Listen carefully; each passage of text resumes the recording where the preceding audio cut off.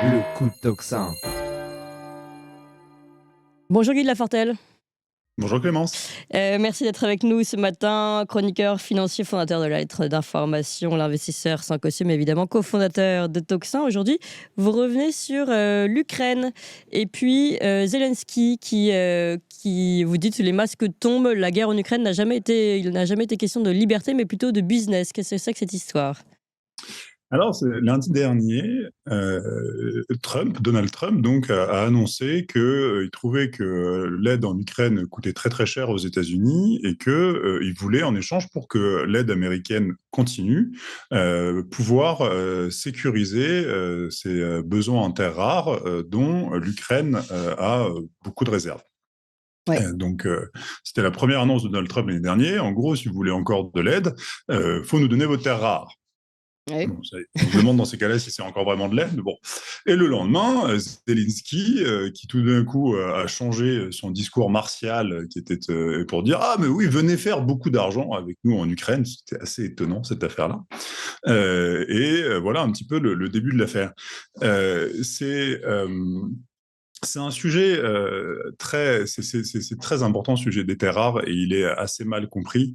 La première chose, c'est que l'Ukraine est effectivement un pays qui est très riche sur tous les plans, y compris sur le plan minier, et que la grande partie de ces richesses minières se trouve où?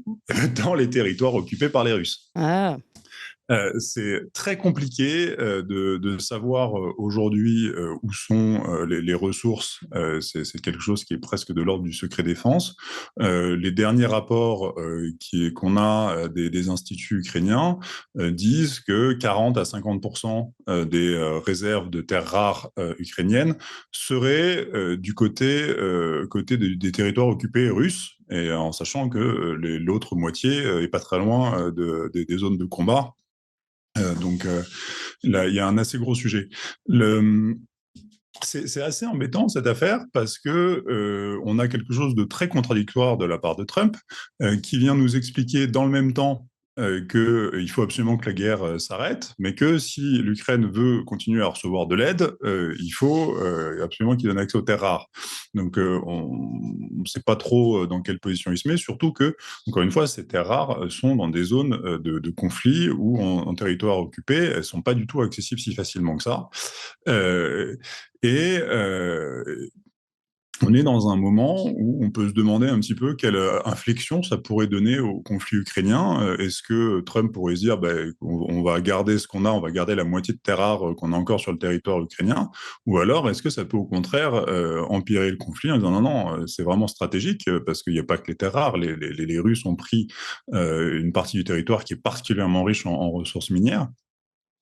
Et surtout, ça nous met dans une position, nous, Européens, très délicate, parce que c'est quelque chose de très particulier, ces terres rares. Si vous voulez bien, je vais prendre une seconde pour rappeler. Donc, les terres rares, ce sont 17 éléments du tableau de Mendeleïev qui sont pas du tout rares, en fait. Donc, généralement, quand on entend terres rares, on a l'impression qu'il faut faire partie des quelques pays qui auraient des réserves. Non, non, pas du tout. Les terres rares, il y en a à peu près partout.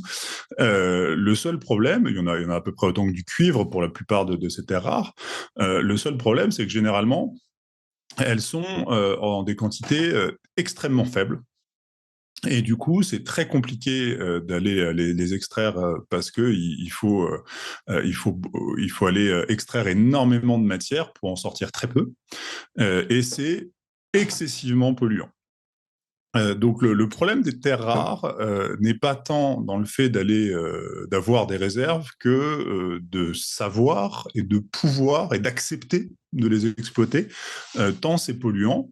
Et pour autant, ce sont des ressources qui sont absolument stratégiques parce que les terres rares sont indispensables à la fois à l'électronique grand public et à la fois pour les moteurs électriques. Donc, oui, dans l'époque actuelle, on a du mal à se passer des terres rares. Il y a aussi des applications militaires extrêmement importantes. Donc, on est sur des ressources stratégiques.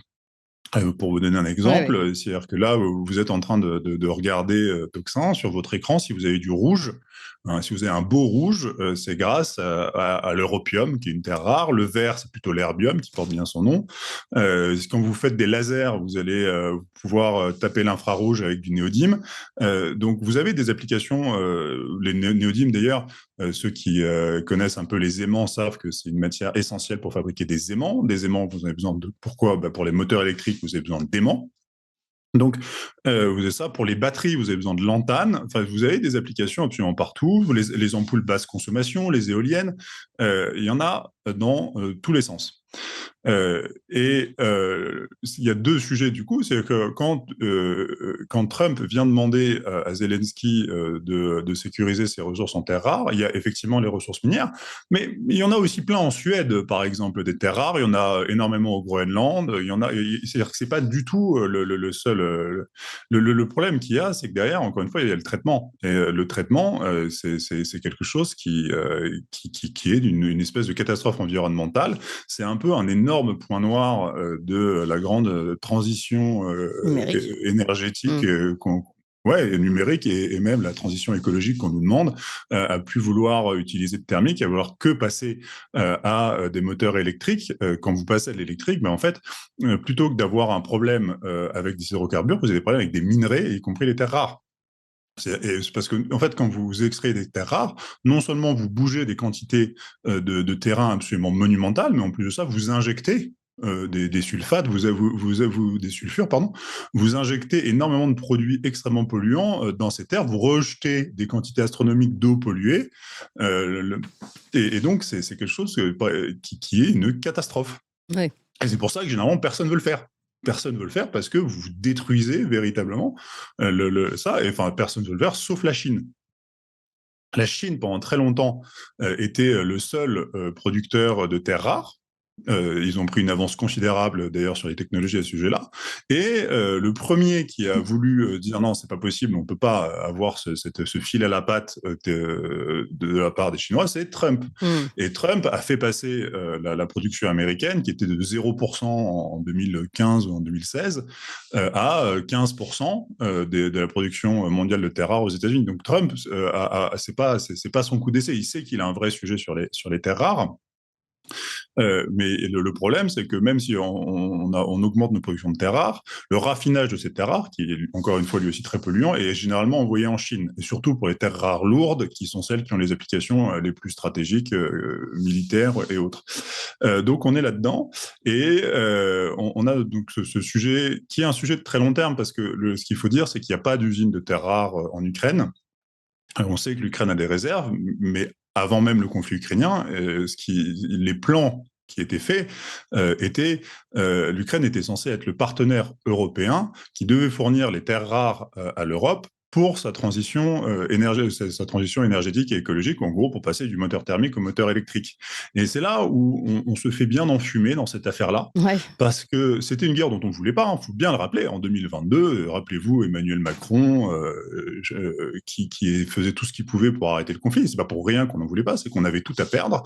Et dans tout ce qu'on avait à perdre, on avait y compris ça, ce partenariat avec l'Ukraine, où on devait développer avec eux leurs terres rares pour pouvoir s'occuper.